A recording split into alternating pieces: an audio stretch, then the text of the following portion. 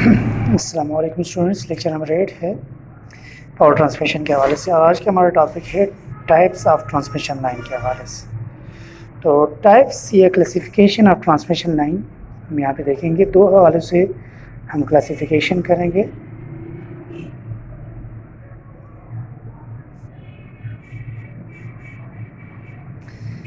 एक क्लासिफिकेशन है on the basis of installation और दूसरी classification on the basis of length. Installation के लिहाज से अगर हम देख ले तो इंस्टॉलेशन दो तरह से की जा सकती है ट्रांसमिशन लाइन की। Either we will bury the transmission line conductor underground, then the type of transmission line will be underground transmission line UG. Second type is the installation of conductor over the poles or tower, that is called overhead.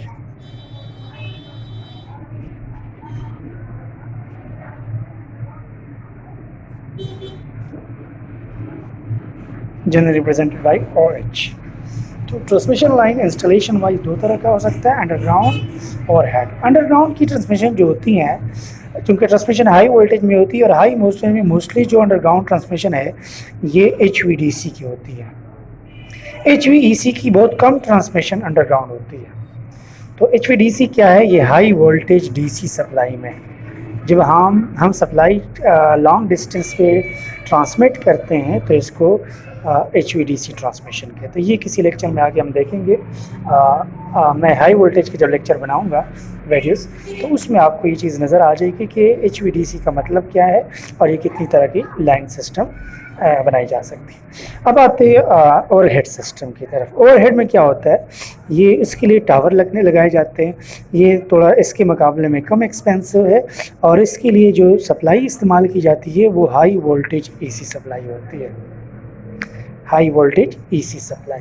तो ये installation के लिहाज से वो आप समझ रहे हैं कि जो वाटर की सप्लाई है ये हाई वोल्टेज EC सप्लाई है। अब आते हैं दूसरी क्लासिफिकेशन की तरफ जो कि लेंथ वाइज है। लेंथ के हिसाब से तीन तरह की ट्रांसमिशन लाइन की क्लासिफिकेशन हुई है। एक हमारे पास शॉर्टर लेंथ के है तो उसको हम कहते हैं शॉर्ट ट्रांसमिशन लाइन। दूसरे मीडियम लेंथ के है उनको हम कहते हैं मीडियम ट्रांसमिशन लाइन्स और थर्ड वन और द लॉन्ग ट्रांसमिशन लाइन्स। अब इनका हम देखते हैं कि किस तरह क्लासिफिकेशन, कितनी लेंथ पे ये क्लासिफिकेशन की गई है और उनके लिए रिप्रेजेंटेटिव मॉडल कौन सा यूज़ किया जाता है। अगर length of transmission line, length में L से रिप्रेजेंट करो, if L is less than 90 kilometer then it is called a short transmission line. Medium transmission line having length between 90 to 270 kilometers, 90 और 270 किलोमीटर्स के दरमियान अगर लेंथ हो तो ये आपके पास मीडियम ट्रांसमिशन है। और long transmission line having length greater than 270 kilometres. तो ये तो इसकी जो वजह है लेंथ के हिसाब से ये क्लासिफिकेशन की गई है कि लेंथ 90 से less short, 90 to 270 medium and greater than 270 then the transmission line will be classified as a long transmission line. अब इसका मॉडल कैसे बनाया जाता है? शॉर्ट ट्रांसमिशन लाइन लेंथ कम है तो लेंथ के कम होने से एरिया ऑफ कंडक्टर कम होगा, क्योंकि लेंथ एरिया क्या होता है?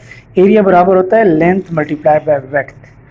अगर लेंथ कम है तो डेफिनेटली लेंथ के कम होने से एरिया डायरेक्टली प्रोपोर्शनल है, एरिया भी कम हो जाएगा और एरिया के कम होने से कैपेसिटेंस ऑफ ट्रांसमिशन लाइन कम हो जाती है। क्यों? क्योंकि कैपेसिटेंस लाइन कांस्टेंट हम डिस्कस कर चुके हैं कि ये A epsilon divide by D के बराबर होता है। एरिया के साथ डायरेक्टली रिलेटेड है।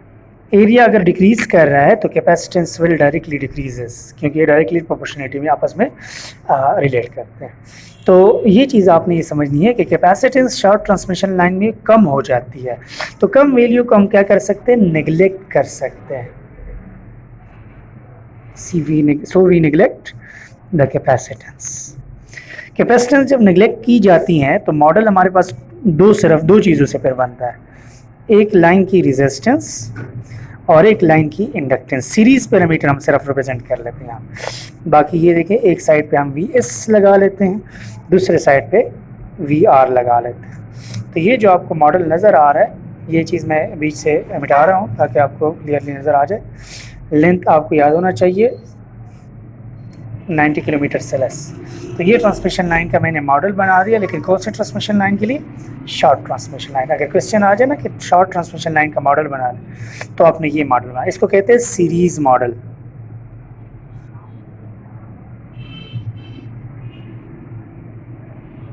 So we say that the short transmission line is represented by a series representation or series model.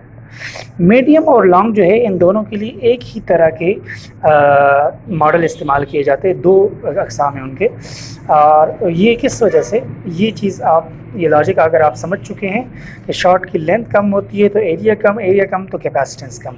Medium और लॉन्ग में चूंकि कंपैरेटिवली लेंथ ज़्यादा होती हैं, तो लेंथ के ज़्यादा होने से एरिया ज़्यादा हो जाएगी सेम लॉजिक के साथ, और एरिया ज़्यादा होने से कैपेसिटेंस की वैल्यू ज़्यादा हो जाती है।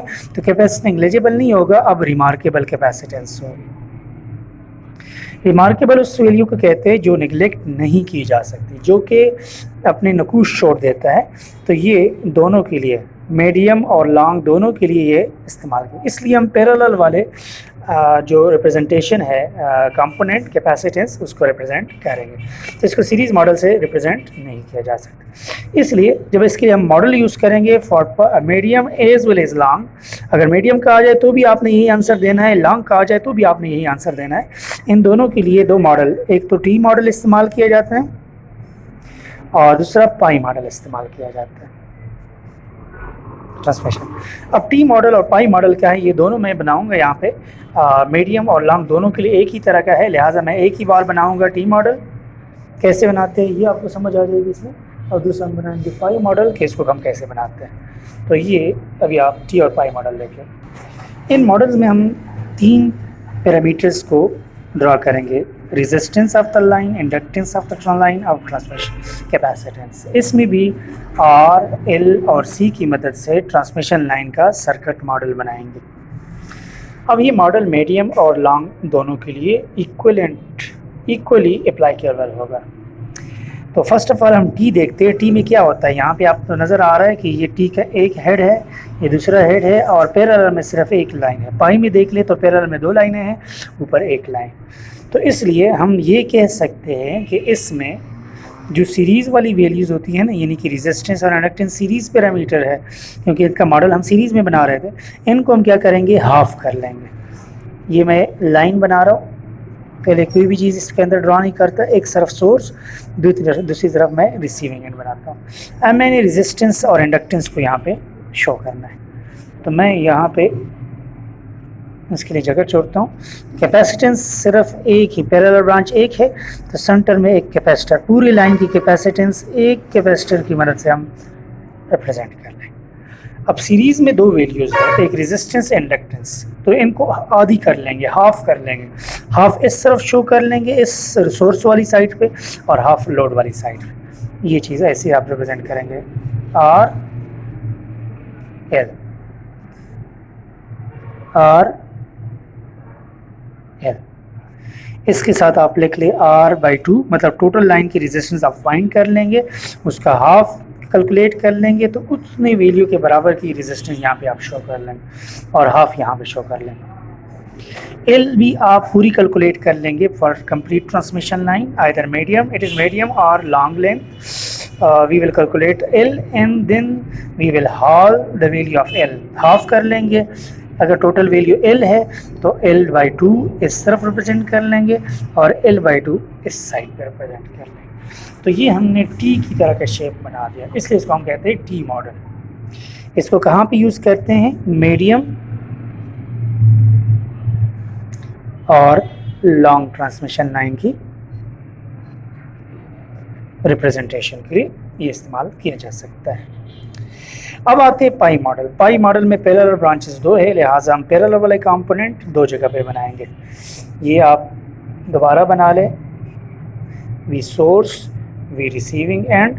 अब पैरेलल वाला कैपेसिटर है, कैपेसिटर हम क्या कर लेंगे, हाफ इस तरफ रिप्रेजेंट कर लो, हाफ रिसीविंग एंड पर रिप्रेजेंट कर। तो मैं यहाँ पे लिखता हूँ C/2, इधर भी लिखता हूँ C/2। पूरी लाइन की कैपेसिटेंस जो यहाँ पे C से रिप्रेजेंट कर रहे थे, इस C वैल्यू को आधी कर लेंगे, आधा सोर्स वाली साइड पे, आधा रिसीविंग एंड। सीरीज़ वाली वैल्यूज़ आप यहाँ पे बीच में लगाएंगे। दो वैल्यू थी R और L, इनको इकट्ठा एक ही R की सूरत में R/2 R प्लस R/2 दोनों को जमा कर लेंगे और इसके लिए एक R बना देंगे, और L/2 प्लस L/2 को दोनों को जमा कर लेंगे, एडअप कर लेंगे और एक L से इधर से प्रेजेंट कर लेंगे। तो ये आपको नज़र आ रही है पाई का हेड है और ये उसके लाइन्स।